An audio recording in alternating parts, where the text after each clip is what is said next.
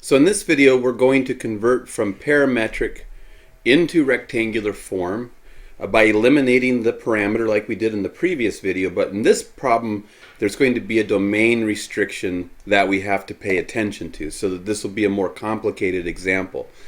So the parametric equations we are interested in converting into rectangular form are x equals 1 over the square root of t plus 1 and y equals t over t plus 1. And what we should notice right away is that there has to be a domain restriction on t because we have t involved in the denominator position. So for example here, if we plug in t equal to -1, we would get a division by 0. So t can't be -1.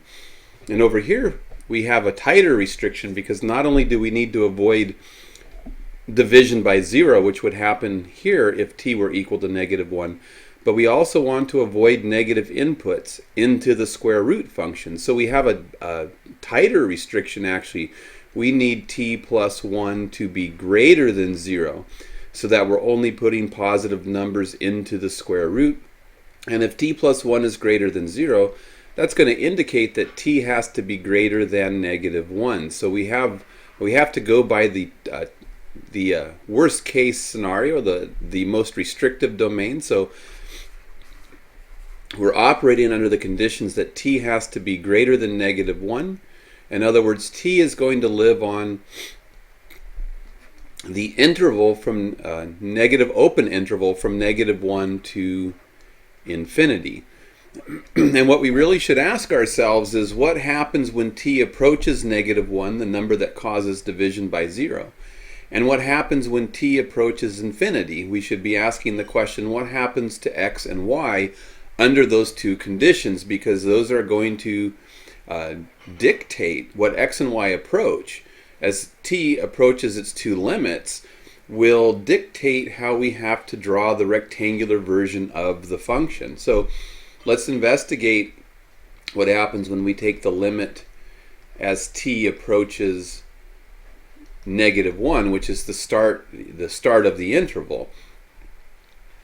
So if we take the limit as t approaches -1 of x, and x is just given by 1 over the square root of t plus 1, we can see what's going to happen.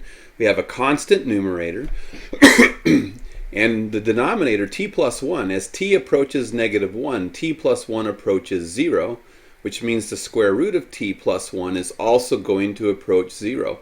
So in the denominator we have a number getting closer and closer to 0 being divided into a constant numerator. And this limit, as we've seen in the past, if you have 1 over a number going to 0, this limit is going to be this particular limit is going to be infinity. And then we can look at the other function. Over here we can say, what is the limit as t approaches -1 of the ratio t over t plus 1? Well, the numerator is easy. As t approaches -1, the numerator is going to approach -1. But because of the way this interval is, we actually need to approach -1 from the positive side. So if I'm being less sloppy, I would indicate I need to approach -1 from the positive side. And as I approach -1, as I get infinitely close to -1 from the positive side, this t plus 1 will be a positive number, but it will be a positive number that's going to 0. So I'll have -1 for the numerator, but I'll have a number approaching 0 from the positive side in the denominator. So it's going to be a negative divided by a positive is a negative, but when we approach 0 in the denominator with this numerator becoming -1, we're going to be approaching infinity. So we get negative infinity out of this. So you want to sum this up. The limit as t approaches -1 from the positive side is going to yield your xy coordinates going to, x will be going to infinity and y will be going to negative infinity for the end behavior of the curve that we need to graph. So once we've investigated what happens as we approach -1, we then want to think about what happens as t approaches infinity. to what happens to x and y as t approaches infinity. So the limit as t approaches infinity of 1 over the square root of t plus 1. This is going to be a pretty straightforward one to determine. As t approaches infinity, t plus 1 approaches infinity. So the square root of t plus 1 approaches infinity. So we have the form of 1 over something becoming infinitely large. A constant over something becoming infinitely large is going to go to 0. And the limit as t goes to infinity of this ratio, t over t plus 1, well, this is just a ratio of two first degree polynomials. So the limit as t goes to infinity of t over t plus 1 is equal to the limit as t goes to infinity of t over t. That plus 1 becomes chump change and we don't need to worry about it. And t over t is going to equal 1. So if we kind of summarize what's going on here, what we see is that we get the limit as t becomes infinitely large. The limit is going to approach your xy values. The limit as t goes to infinity for your xy values are going to approach the ordered pair x0 and y1. They'll never get there. We never get to 0, 1. The point 0, 1 in the plane, but we approach it. We get closer and closer and closer. So now I have an idea here and here about how my graph should behave in the limit. Now I want to go ahead and convert into rectangular form, and then I need to use this information I circled here and here to help me graph the curve.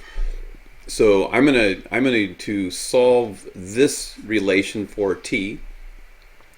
So if I do that, if I have x equals 1 over the square root of t plus 1, if I manipulate this algebraically, I can manipulate it into the form square root of t plus 1 equals 1 over x. Multiply both sides by this, divide both sides by x. Then I could square both sides and dig the t plus 1 out of the radical sign. So square this side, I get 1 over x squared. So I squared both sides, and then subtract 1 from both sides. So I get 1 over x squared minus 1. 1 over x squared minus 1. If I'm finding a common denominator, I would change this 1 to x squared over x squared, which is still 1. And now I have a common denominator, so t is equal to 1 minus x squared over x squared. And now I can take this result and substitute it in for y. So if we do that, we would get y equals, we would have t in the numerator, but t is just 1 minus x squared over x squared divided by, I have t plus 1 in the denominator, so t plus 1 is going to be t, which is 1 minus x squared over x squared, and then plus the 1. And there's my denominator. So we can keep working this through. So y equals, I have that 1 minus x squared going on in the numerator. In the denominator, again, we could find that common denominator, the plus 1. I see the x squared here, so I could go plus x squared over x squared. And if we do that, we're going to wind up with a 1 minus x squared plus x squared is just a 1. We wind up with just a 1 over the common denominator of x squared by algebra.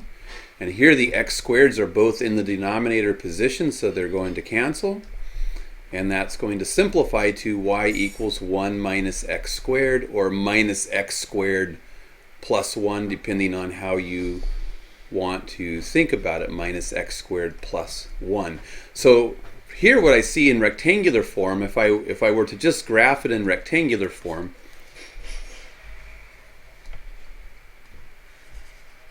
this would be a parabola opening downwards with vertex at 0, 1. So I would get a graph that looked like this.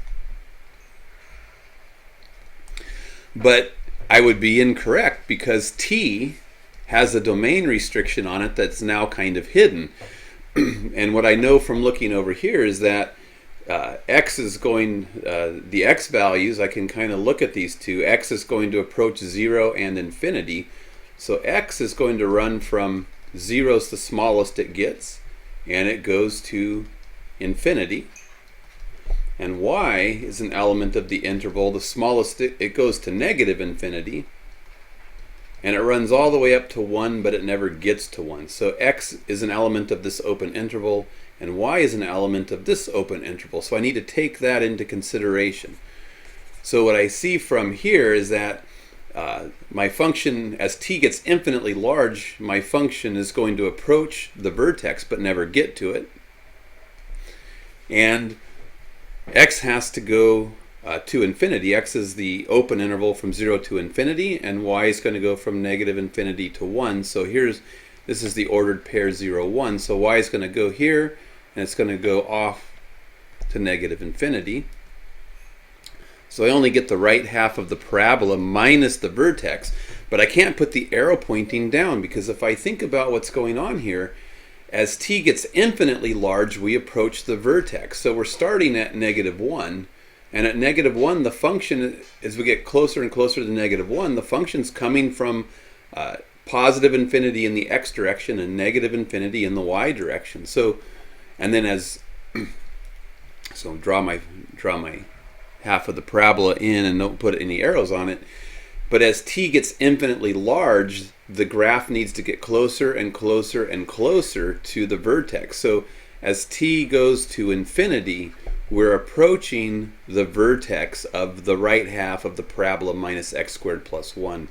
And we're starting from negative 1, but at negative 1, the function would be coming from infinity, comma, negative infinity. So it would be coming from this direction. So we're actually moving up towards the vertex. This parametric equation moves up towards the vertex, but never gets to the vertex. So rectangular form can help me get the shape of the graph, but I really need to do an analysis to figure out what part of the rectangular graph I'm supposed to utilize.